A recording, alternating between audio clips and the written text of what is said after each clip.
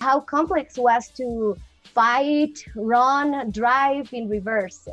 I thank God that we had the team in place to properly instruct us on how to do it. You know, George Cotto, who runs the stunts, has been Christopher Nolan's guy for a long time now, and Jackson Spadell, who did the fight coordinating. We trained for about 2.5 months. There was a whole team of us, and we worked hard. We were 2, sometimes three workouts a day, learning it like a dance, you know, and it was so exciting because these moves have never been done before, ever, anywhere. So they created these moves. They created this style. I'm gonna say not even moves, this style of fighting. You know, now you have different, styles in martial arts. We can say now you have the temporal pincer inversion rules of fighting now, which we can say we are the authors of. It's very challenging. I would basically describe it as saying it's one of the most counterintuitive things I've ever had to do, and it feels wrong.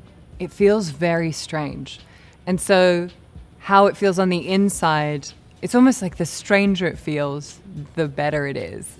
But I think that it all comes down to, in a way, that part of the film is a kind of metaphor for making the film in general, which is that you just have to trust. You know, you're making something that no one's ever really made before, and you're involved in sequences that no one's ever put on screen before. So you have to just know that Chris knows exactly what it needs to look like.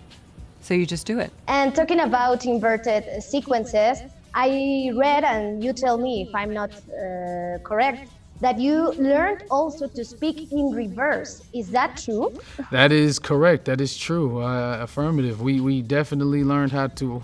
We all had to speak backwards at some point. What was most impressive was Kenneth Branagh, who was a phenomenal actor. In Russian. In a Russian accent. That set a new bar, for me as an actor. Those are the kind of goals I aspire to. Those are what I got to be able to speak in a Russian backwards, and then I got to do it backwards. The way you perceive time has changed after making this movie? I had a very sort of baby grasp of particle physics and string theory and theoretical physics, like the babyest little school that I'd given myself.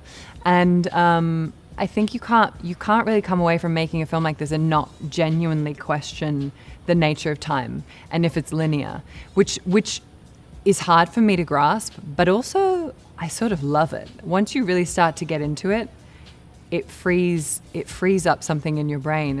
It's pretty wild. It changed, yes, but like more, I appreciate it more. I don't think time wasted is a sin. I think I believe that what this movie has taught me, even the way Christopher Nolan, he's so efficient about how he works. It's like there should be no wasted time.